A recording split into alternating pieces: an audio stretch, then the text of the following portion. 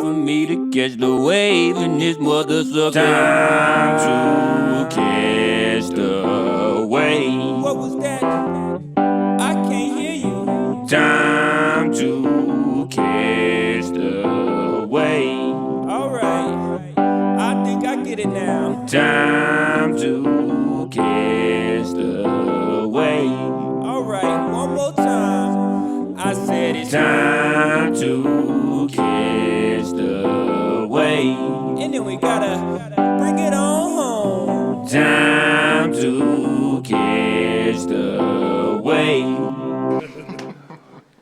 Welcome everybody to Catch the Wave. I am your host, Clifton Antoine, here with my co-host Perry Thompson. Yo, what up? And we got a very special guest today. A main man, just recorded his comedy album, Dante Powell, everybody. Give it up. What up? What up? What up, fellas? Thanks for having me. This is fantastic, by the way. You guys need to know that up front. This is dope. Thank you. You're dope, Dante. I'm just trying to keep up with you guys, man. Come on. I'm trying to keep up with you. Sure. So, Dante, tell us a little bit about yourself, man.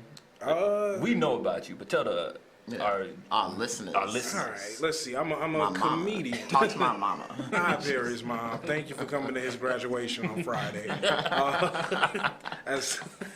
I'm a comedian from here. I say I'm from Des Moines. I'm originally from Louisiana. I moved up here for a girl. It didn't work out. I stayed, started doing stand-up, and now I do comedy.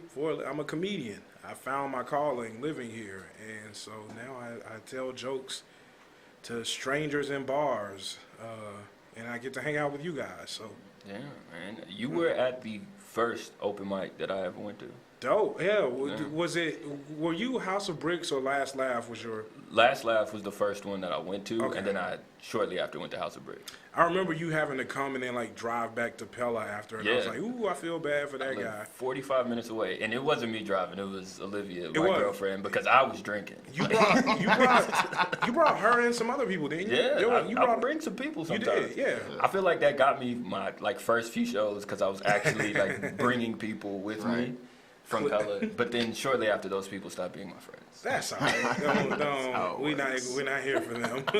That's probably white people. Sorry. Well, man, what is it like recording a comedy album? Like walk us through the process, because I feel like not that many people know what that entails. It's very tedious. So you have to. So here's how it happened for me. I did the Altercation Comedy Festival in Austin 2 years ago, I think, and then there's a record label in Minneapolis called Stand Up Records. It's owned by Dan Schlissel. Schlitzel? Schlissel. It's like whistle, but with like a SCH? SCHISSEL. So it's Schlissel. Schlitzel. Yeah, it's hard to say. But he saw me there. He was like, yo, I think you're great. I want to do an album for you. And I was like, all right, cool. And then I just went on about my life. And then he messaged me on Facebook and was like, hey, I just want you to know I was very serious about doing an album for you. And to that point, I had never really considered doing it. But then I was like, that wouldn't be a bad move. I actually wouldn't mind putting an album out. So then we started talking about, like, the contract. We kind of hammered out some details, set it up so we'd both, like, get the most benefit from it. Nice. And then once that was signed, he was like, all right, now comes the fun part. You have to find a place to record. You have to get the material together. You have to, like, figure it out. And so I spent, like, 9 or 10 months just kind of on the road. Wow. Well, actually, I should clear it up. I spent, like, 3 or 4 months booking, like, 9 or 10 months worth of shows and finding a place to record. Luckily, the Floodwater Comedy Festival in Iowa City and Mike Lucas, they were nice enough to say, hey, we'd love to host you for that. Come do it here. So I then had to get the material together. When he saw me, I was doing like 15 minutes, and he was like, you got to get an hour together. And so I spent, like I said, I just spent 9 months on the road every weekend I could, building material. And then, like, I don't know, like 2-3 months left, I finally had the hour I wanted. And then I spent those 2 or 3 months tinkering that, trying to figure out how I wanted it to sound. And then we went to Iowa City and recorded it. And it turned out, I couldn't have asked for it to turn out better. We did 2 nights of recording. The first night, I did a really good job of just like telling the jokes. So it kind of felt like scripted. I kind of did the jokes the way I wrote them, the way I wanted them to sound. And then the second night, because I had that one in the bag, I just kind of opened up and had more fun. And that one was kind of crazy. Like I really got to, like I did some riffs that were really fun that I think are going to make the album. That's what I was going to ask. Is there much room to like improvise or add stuff in once you get to the point of recording it, or no? So that's the thing that I overthought, is that I thought I needed to have it like buttoned up and ready to roll. Like I need to know exactly what to say and when the laughs are coming. But like at one point, night 2, I like was telling a joke and I was like, I don't like the way this feels. Let's start over. And people thought it was funny. And then we like redid the entire joke. And because I hadn't done the punchline yet, it still worked. And we can go back and post and fix that. Or not post, I guess it's just in editing. But we'll, like, if I want to keep that, we can just cut the other part out, which I like. Once I realized that, I was like, oh, I can just fuck around up here. This is great. Right. So I did. Hell yeah, man. That's awesome, man. Like, do What- you have? I was gonna ask, what was the process in picking a location? Because I mean, obviously you could do it in like a controlled environment, like we were in a room by ourselves. Like obviously, you could do that, but you want to pick the location with a room and audio and like acoustics, and there's so many other things. Like, what was that process like? I was like, when I do this, I want to make sure I'm doing it in a place where I like have had the most success. So I was like, I'm gonna either do it at the Comedy Corner Underground in Minneapolis, because like they do a great job of doing shows there. But Dan, my producer, and Bob, the guy who runs Comedy Corner, don't get along. Some Minneapolis beef there. Oh, so shit. I was like, I don't wanna. No smoke in the city. Yeah, I was like, I don't want to mess this up. So I was like, all right, where else have I had pretty good shows? And I every time I've ever done the Mill in Iowa City or Blue Moose there, I have like incredible shows. And I was like, I wonder if I'd be able to do that there. And then when I thought about that and I realized that Floodwater would be coming up around the time it was actually a little earlier than I wanted to record. I wanted to be recording like right around now, but like once I realized the date might work out, I was like, all right, let me at least see if this is possible. And the Mill is just such a great, like it's a really great venue for stand-up, because you can, like it's big enough that you can fit a bunch of people into it, but it's also like a really low ceiling for a room that big. And so, yeah, I thought it was dope. Yeah. I got a chance, like I said, to, on the second night, really riff and like mess with some people. And so I'm excited for that part of the album to make the album, so people can hear me like roast a complete stranger. That's what comedians need. Those are the videos that like go viral. Was like, this comedian destroyed this heckler. Right. Yeah, they weren't even heckling. I didn't really destroy them or anything. I just kind of like called them out. Like I was just in a joking way. But yeah, it was fun. So I'm like, I'm happy with what I recorded. I just now have to get it edited down to something that I'm proud of. Do you have a set release date at this point? Or No, I'm gonna aim for right around my birthday, which is June 22nd. If I can do it then I will. If not, sometime this summer, I think. Okay. Dropping that heat in the summer. Yeah, we need to have that album. Fuck the to summer sell. up. Right. Yeah, I'm on the old Jay-Z tip. I'm on every Summer summer jam. now. I'm putting niggas on the screen. It's gonna be, the album is called The Squirrels Get Fat, so look out for it. It's coming. Thick ass squirrels. Yeah, man. So you talked a little bit about like your readiness for like the album, and there's an expression that kind of goes a little something like, you're always either over ready or not ready enough for your album or for like anything really, but like I mean you're never like just perfectly ready. Like, so where were you say you were at in your readiness to do the album? I mean obviously you did it, so it was accomplishable for you, but how ready did you feel? Like over ready.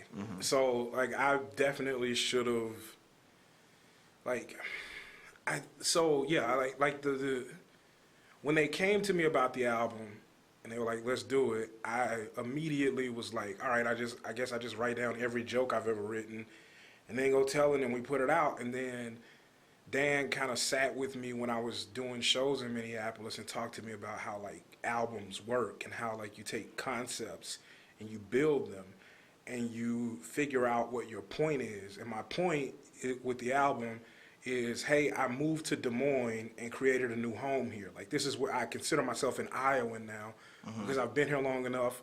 I'm ready to tell my story of a person who left somewhere, went somewhere new, and basically got a new life by getting into a different culture.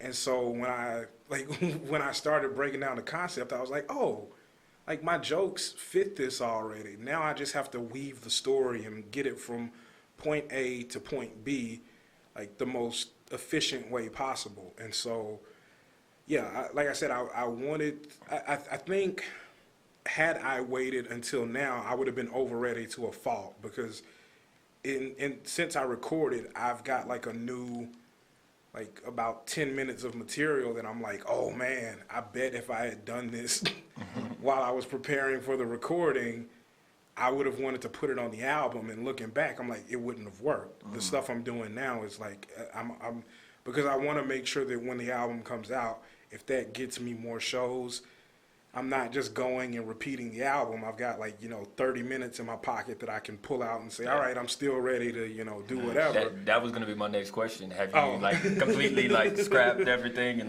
you're writing all new material? I'm trying to get back in the habit of writing. I actually have been taking, I took last weekend, this weekend, and I think the next couple of weekends off, because I need to go back to Mike's around Des Moines and start figuring out what the next steps are going to be. I have to start back from nothing, because if I go out and I'm doing the hour, I'm just feeling like like I said, I'm just repeating the lines at this point. And it's fun to do. Like if you're paying me enough, then hey, I'm showing up. I'm telling the jokes. Yeah. We're gonna get these laughs and go home, and I'm gonna get this check. Right. But for the sake of growth, like I said, I want to hit the ground running and hopefully be able to be in a position where when the album comes out, people like it. They're like, hey, we want to book him, and then they start bringing me in, and I've got even more heat, and I'm even better, and people are looking at it going, whoa, who is this guy? Why?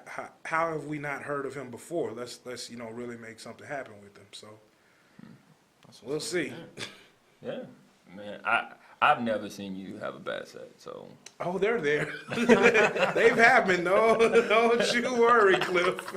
I've had some real bombs, buddy. Yeah. It's true. Yeah. I mean, yeah, I was thinking to myself, man, whenever a comedian leaves town or they go to move to LA or Chicago or something like that, there's always those guys known them for a long time, never seen you. Nah, everyone has. Oh boy, yeah. I've stunk up some. Man. I did a podcast with a dude in Milwaukee named J. Tyler Mins about my worst set. It was in Cedar Rapids at Jerks Sports Bar. I used to do a Jerks comedy showcase.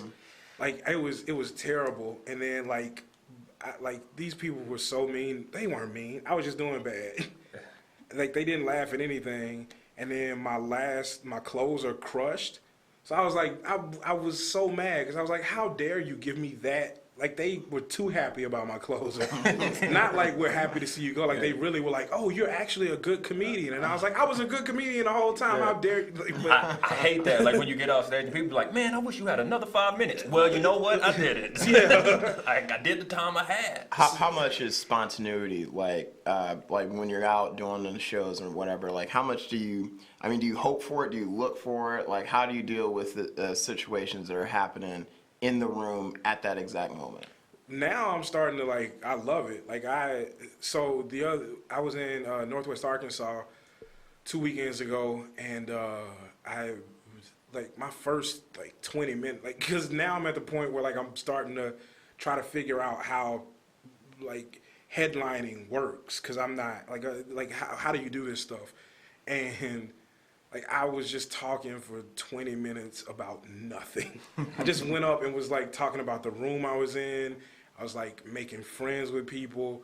I was like asking couples about what was going on with their lives. I was just like very open to the audience, and it was like a smaller room. It was really intimate, so it felt great to do that. And like, I don't know how you get comfortable figuring out when to do that, because like I don't think I'd ever do that at a Funny Bone, because you know they like club rules or you just kind of treat club dates a little differently. Like people paid $15, they got a babysitter. You want to give them the show. But at a bar show in Northwest Arkansas, where you like pack in all these people and they're really excited to just be at a comedy show, yeah, let's fuck around. Like I want you to feel like this was a once in a lifetime experience that was only for you, not that this was like some huge spectacle that was like, you know, scripted out. Let's fucking party. Let's see let's see how crazy we can get.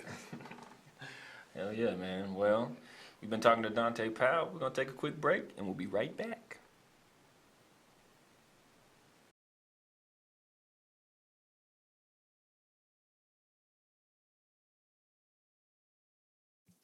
Dum da da da dum da da da dum da da da da da da da da dum da da da dum da da da dum da da da da da da da da dum da da da dum da da da dum da da da da da da da dum da da da dum da da da dum. Space Unicorn.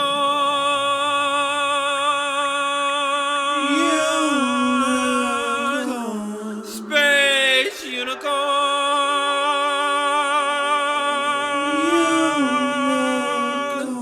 Space Unicorn.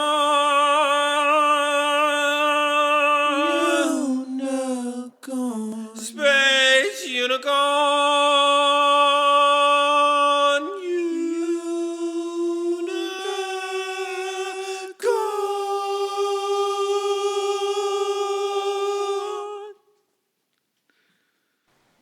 And we are back. Welcome back to Catch the Wave. There's a lot of crazy shit going on in the world today, guys. I heard. I heard. Have y'all heard this dude, PewDiePie? I've heard of him, but I don't know. The YouTuber guy. Yeah, he has 76 million followers. Jeez. And apparently he's just racist. So is it Donald Trump? Like I don't know what his do is. You know you can just do that now. You can be racist. I mean, That's could you okay. ever not do it? That's good. Right. Whoa, didn't even think about that. Good point, Cliff. I guess that's the point. And the scary thing about it is he has 76 million followers, and majority of them are like kids. So he's influencing the next generation of racists. Right. Wow. I mean, I don't know. I don't watch his videos, so I don't know what he specifically does. I've only read like articles about him. But like the shooting in New Zealand, I'm not saying the shooter was like influenced by him or the shooter is like, for PewDiePie, but he didn't tell him to do it, but he watched those videos, he was a fan of that, and I feel like he has to take some type of responsibility for that. Well, like, don't, You know? and maybe I'm getting my platforms mixed up, but like, don't once you reach a certain amount of millions of followers, they call you an influencer online. Yeah. That's So, yeah, like, yeah. I mean, I think if you have it's not 5,000, unfair to if you say have- he is an influence. He influenced him quite literally. True. There you go, Barry. You got it. Yeah. Like, if I had that many followers and one of my followers did something fucked up like that, I would feel the need to apologize. I wouldn't like be like, oh no, I don't need to redo what I'm doing the right thing. Like, no, I would apologize and be like, hey y'all, I'm fucking up. Apparently I'm influencing some bad shit. I'm gonna step back for a little while because I don't want people to kill people in my name anymore. Nah, that's what decent human beings do. Yeah. That's like, you gotta, like, at some point you just have to be like, listen, I really want to see the good in everybody. Like, I'm trying so hard, Lord Jesus, I'm trying so hard to see the good in these people, but some of these guys are just like, I don't know, man. We need to just start over. I think it's the video game culture, though. Like, for real, man. Because I stream on Twitch sometimes or just play online. Yeah. I was playing 2K online the other day, playing with people just in the rec center, 5-on-5. Some dude messaged me, he was like, "You fucking suck, bitch." And I'm like, bruh, chill out. I had 9 points. What you mean I don't suck? I play with people way worse. Like, yeah, man, the confidence the internet and not having to say something in person gives you is magical. Right. Yeah. Like, I couldn't imagine. I think that's part of the reason why, like, I find it all so funny is because, like, I couldn't imagine these people saying these things to me because I'm out. Like, I literally live a life where I go and talk shit to strangers and then, like, hundreds at a time. And then after the show, they're given the opportunity to come say something to my face. And rarely do people actually go. But they'll "Fuck get on you." them blogs in a minute. my son. gosh, They'll get on them blogs. They'll get on man. Facebook 5 minutes after the show and be like, "Dante Powell sucks. He's a racist." And I'm like, you literally just bought a magnet of me to put on your refrigerator. Smiling in your face. Yeah. Oh my Right. God, I love the show. Yeah, give me my Cheerios back. So that's just so. Like it's such bullshit that people. There's a generation of people who are like, "Oh, I'm safe," because like I don't want them to not feel safe. Like I think that's a great thing that you feel the safety. I just don't want you getting so comfortable with it that you feel like you can make others feel unsafe. Right. There's a privilege aspect there of like the expectation of safety. Like like when I was growing up in the hood, it was like I don't even really want to say hood because there's obviously people out there who are in the real hood, but like I was in a violent suburb, so but Yeah, I was in the country hood. Like I grew up in the hood. Like it really happened where I was from, and even still, like it created me like the silly ass dude I am. But still, like I understand that there are consequences for disrespecting people. Yeah. You can't just disrespect anybody unless you got them hands. That's Right. what you gotta have. right. Even still, you gotta make sure like that they don't have guns because like people will Right. literally murder your face. Everybody has guns now. Right. That's the other thing is that I think like because especially when I'm on the road, like I'm so open about the fact that I'm like I'm a carrier. Like you don't real? get you don't get to play those games with me. Like Right. like you think that because I'm a Democrat, I don't fuck with the Second Amendment, but you could not be more wrong. Like, I love Man, it. Dante, man, I want to buy a gun. Like I've only ever shot a gun one time in my life. Really? But with the climate of everything in the world, I feel like, man, I need a gun. I need one. Me and James Doyle were talking just this morning about how he wants to get a gun. I need like what am I trying to say? My certificate to carry has expired, so I need to recertify. So we were gonna go buy guns and get our permit to carry. So you should come with us. I'm completely 100% Let's buy down. guns. Just I mean, I everybody's love the guns. fact that she was like, I'm going to go buy guns and then go get my permit to carry. Like, Well, no, so hold America. on. So like you can like you need because you need something to shoot at the classes.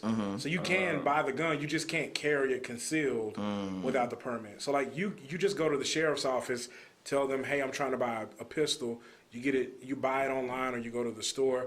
The sheriff's office gives you a permit to purchase. You take that, you buy your gun, and then like I said, you're allowed to like leave it in the case, take it in the place that you go do the classes at, and then you can just shoot it.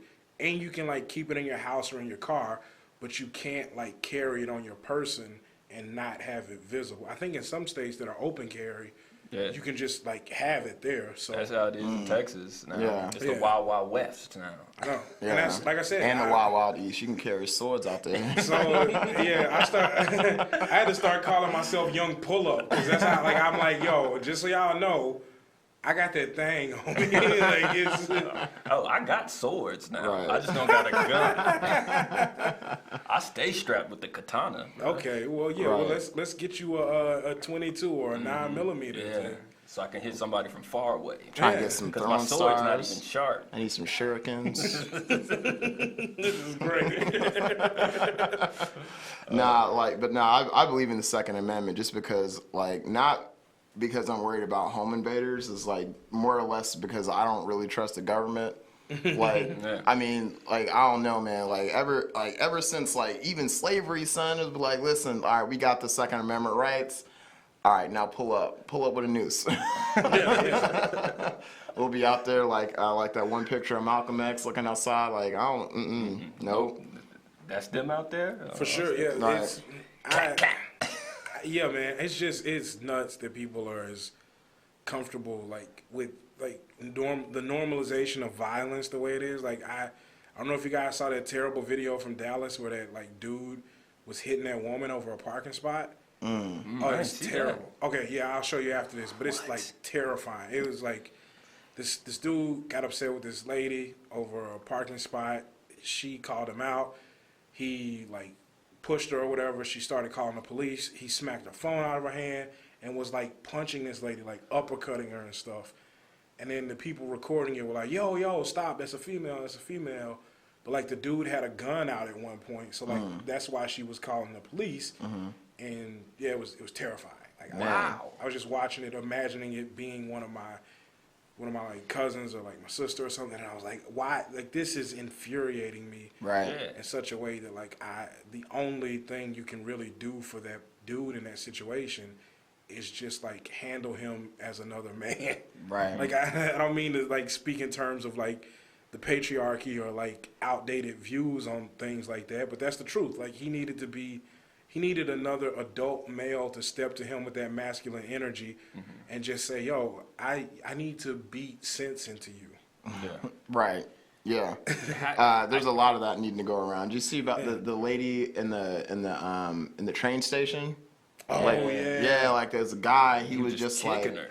yeah, like getting up and doing, what is it called, the contortionist, when they get up on the bar and they do the tricks. Like he was doing all that, kicking her, like a 78-year-old woman. And it's like 78? 78 is like, what could she have possibly said to him? Like there's nothing. I would Like let a 78-year-old woman slap me in the face, and I'd be like, "Ma'am, I'm sorry if I offended you. Like, this was obviously my fault. You trying to teach me a lesson." Right. There's no excuse for that kind of violence. But I mean, but that's exactly the reason why I think people just need to be strapped, because like you wouldn't do that if you thought that every 75-year-old lady was walking around strapped. Even if you were the guy, like I'm not the guy that goes around beating up old ladies, but if I were that guy, I might think twice about putting hands up on grandma. Yeah, or even if you just thought, you know what, these strangers on the train also might have guns on them too and might not like me kicking a 78-year-old woman in the face. Right. Like, And I don't even necessarily believe in like good guys having guns stop bad guys with guns. Of I course just not. believe in one big ass Mexican standoff. Like Like, who gonna shoot first? it's like, oh, you got guns, I got guns. It's like, shit, I'll just pull out. scene from, Everybody be cool until the cops come, until somebody with authority show up. I'm just pointing at everybody. Everybody shut the fuck up. they would send border patrol if it was a Mexican standoff. ICE is in there. Right. I need me a North American standoff. With some Marlboro cigarettes and shit.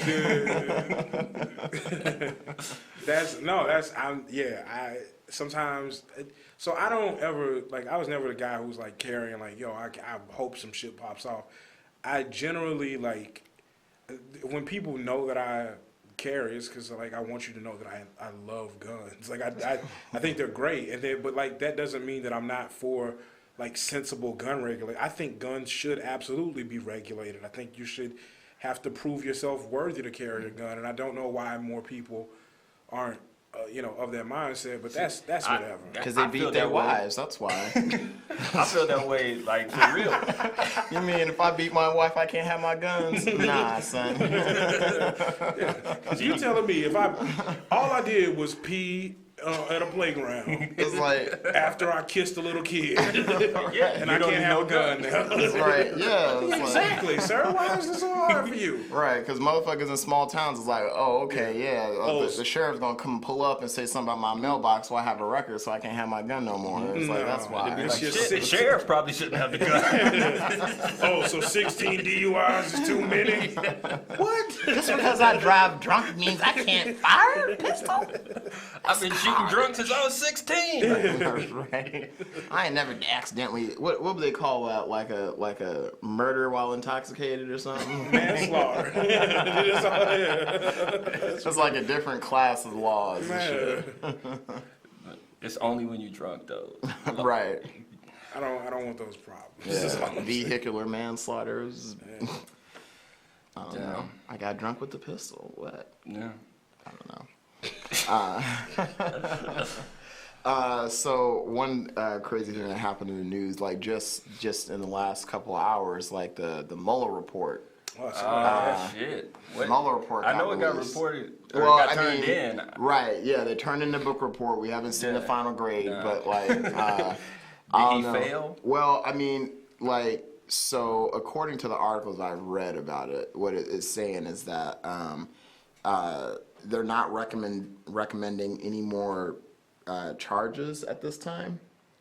So they're like, oh, well, they're not charging anybody. He's not recommending any charges. So I guess that means the president didn't, collude or whatever like that. So basically, like, they haven't told us what is actually in the report. This Attorney General Barr was saying that he released his summary of it, and in his estimation, there's no evidence of collusion. And then it also said that Mueller, that didn't exonerate Trump. So he isn't saying that he absolutely didn't collude.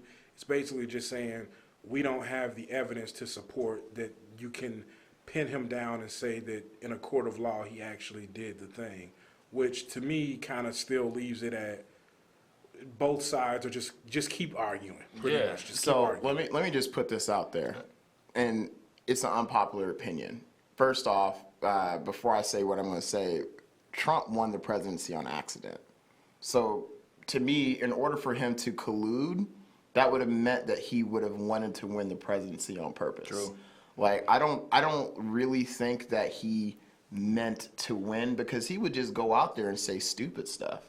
Like, and he would change it, and he'd be like, no, I didn't say that. Whatever. He's still going out there and saying stupid Right. stuff. You guys So- do he know hasn't that stopped. you know that he says stupid stuff because he is fucking stupid, right? Right. But my point is that like I don't think that he was ready to win, because if you look at like the election night or whatever like that, Hillary Clinton rented out like a freaking football stadium or something to like celebrate the watching or whatever. Yeah. And Trump was like in an office building. Yeah. It's like a guy with his ego as big as Trump's. If he actually thought that he had a chance of winning, he would have had a whole big party ready to go. So like, forget all of the like FBI and stuff. Like, I'm not like he may have even found out about it and be like, okay, I'm cool with that.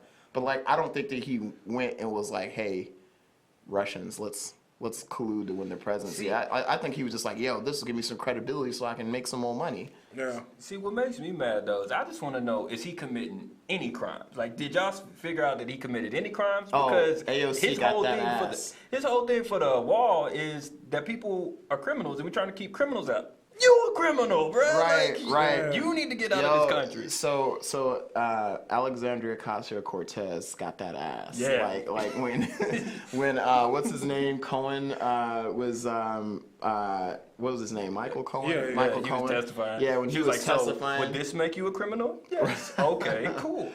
Did the president do that? Yes. Right. Okay. They got him straight up on some straight up like campaign finance. And like some obstruction stuff too. Right. So I think if it goes to the I guess it would be like the Second Circuit in New York or whatever. One of those. Like if they end up taking the case on and they can get him on the state level, then he can't pardon people involved in it, and then they can get him because the crimes were happening in New York. But like Mueller has all this evidence now, he can turn it over to them, and then if he like say subpoenaed into like testify in that trial, they could potentially have him like have to read that into the congressional records or something. I was hearing, but to me, here's my thing. If we've got him doing illegal stuff, like fine, figure it out, whatever. But don't like. I'm to the point now where I'm like, I'm not. Let's stop with the like. We're gonna get our hopes up that he's gonna be impeached soon or whatever else. Let's figure out who we need to run to beat him, so that when we do get it all figured out, he's not even the president anymore. Because the last thing I want is 4 more years of him. Yeah, Right. So like, let's get somebody in here who can beat him. Because all these like swagless politicians who are running and being like, aren't I cool? I just dabbed. Like, fuck out my face, man. Like, I'm an adult now. Like, you realize I've been paying rent for 10 years? Like, you know how disheartening that is? That's an interesting point. I just want to ask something. So, like, without talking about, like, political positions or whatever like that, who do you think has the most swag from the people, the Democrats right now are running? Joe Biden. Joe Biden? Yeah. My money's on Beto.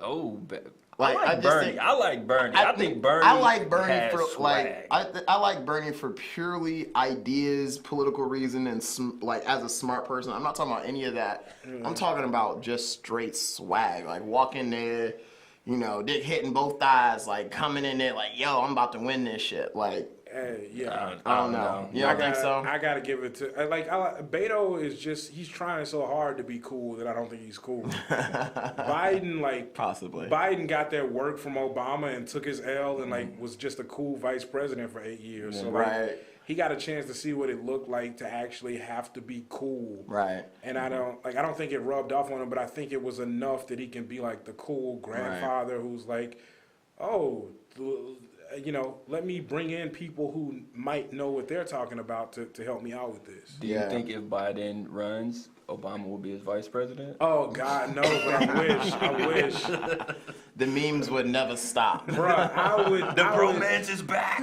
I would lose my shit if Barack was like vice pres and just like chilling. He was the first African American president And and vice president. Nah, Michelle ain't having that shit. I know, yeah. Michelle ain't having that. Bless her heart. Thank you Right. so much, Michelle. Right. I know you watch. Saving his life. Right. I feel like the American people is at the Obama's house like now, like little kids. Like, can Obama come back out to play?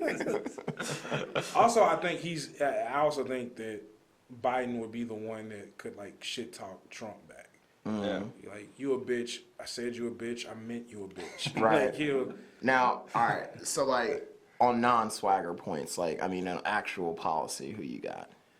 That's So far, another so tough far. one. I think I would have to like I supported Bernie in 2016. I really like the guy. I just think he doesn't recognize any blind spots, and that worries me a little bit.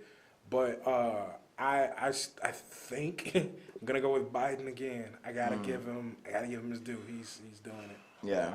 Yeah. Like, I wouldn't vote for Beto.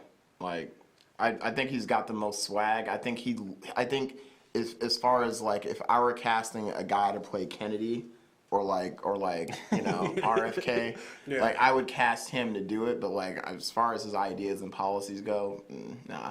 Honestly, I think I'm more Bernie on this end because, like, I'm more progressive than I would say blue Democrat because, like, I don't know, like, there's stuff policy-wise that I didn't really like about Obama or Hillary. Like, I don't think that their ideas were going far enough because, like, if you think about politics, it's like you're never going to get the whole thing you want. So your ideas have to be so big that if they only get a fraction of what it is, like we gonna be on right. And my problem with like Hillary especially was that like her ideas was like, okay, well, how about we give everybody discounted college? And it's nah, nigga, we need free college. If we ask for free college and then we get discount college, like okay, but don't come in with the low bid. Like, that's why right now, very radical opinion, but I'm not. Y'all are way more political than me. Like I'm just now being like, okay, I need to vote, but I want to vote for people who have radical ideas. Andrew Yang saying that he wants to give every American $1,000 a month. Hell yeah, I'm voting for that. I need that $1,000. I would love that. But also like, so I'm fairly centrist. and I have no qualms about that because I just like, it's just how I look at the world, I guess. But like, I want, when it comes to like leaning far left, I want AOC to be president one day. Yes. I think. hell yeah. yeah. So like, I knock on doors for her. Right. So I'd knock on her door. But I think the pathway to that is like through the centrist left. Like I think if she had been in office during the Obama years, I just think that what it does for the mindset of everyone coming, because what people are doing right now is they're vilifying her as stupid, which I love, because when you vilify an intelligent person as stupid, you eventually make people feel safe challenging them, and I love it because when you challenge her, she smacks that ass. Right. She brings puts you in your stuff to place. light. What was that church guy or whatever? He was like the televangelist for a long time. He's like, anyway, so one of these old white guys was like, she's so uneducated, but what does she know? She was a bartender. Actually, she graduated from Boston College, like with honors. Yeah. Like, was like the second or best in her class, like one of them cum laudes or something. Yeah. I don't even know because I barely graduated. Because but, I'm not smart enough. one of them cum laudes or something like, But that's that dope. one. Like that's what I want. I want her to feel. I want people to keep thinking that shit is sweet and running up on her wrong and getting their asses handed to them. And like I said, I just think that.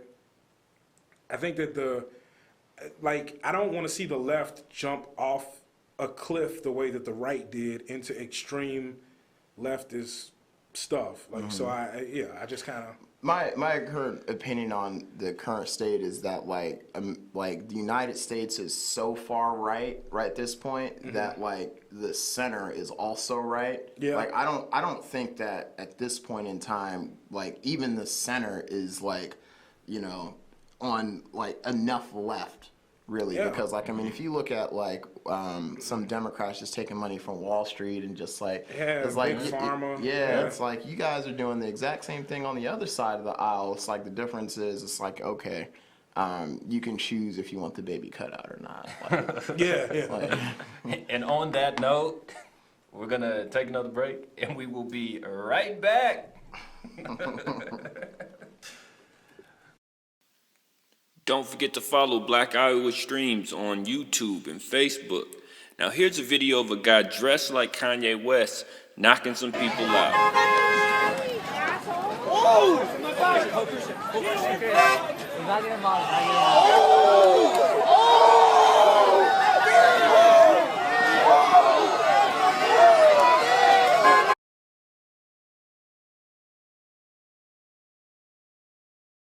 All right, everybody, that is our show. Thank you for watching.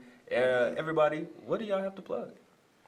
Let's Dante, see. you can go first. Okay, I am going to be at the Des Moines Funny Bone, April 25th through the 27th, if you're in that area.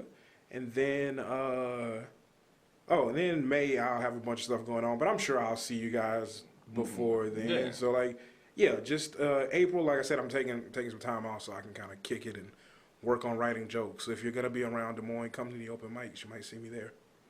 Oh, yeah. all right, well, I am on April 19th going to do the Tomfoolery on Tremont at the Renwick Mansion in Davenport. So that's going to be cool. And then also I have a Juneteenth show that's happening on June 15th, 2019. It's going to be a great show. This will be the second annual show. And so far we're going to have basically all of the Des Moines comedians, the black Des Moines comedians out there representing, as well as some people from out of state as well. So it's going to be a great show. More surprises on that when I have more details, and look out for that. All right. And follow me on social media at Cliffy_the_kid. And I'm performing every third Saturday with Chow Down, every second Saturday with Kim Bomb. Just follow me on the social medias and I'll let you know. Thank y'all. I hope you caught the wave. Hope you felt the vibes. Have a good night. Peace. This one goes out to all the beautiful listeners out there. I hope you've enjoyed our time together. I know I have. And I just want to say one thing. Thank you. Well, maybe two things. I also want to say goodbye. Thank you. Goodbye. Thanks a lot for giving me your time. Thank you. Goodbye. Thanks a lot for giving me your time. Your time. Your time. Your time. Thank you. Goodbye. Thanks a lot for giving me your time. Your time. Your time. Thanks a lot for giving me your time. Thank you. Goodbye. Thanks a lot for giving me your time. Your time. Your time. You can loved. You are loved because you are love. You can love and you are loved because you are love.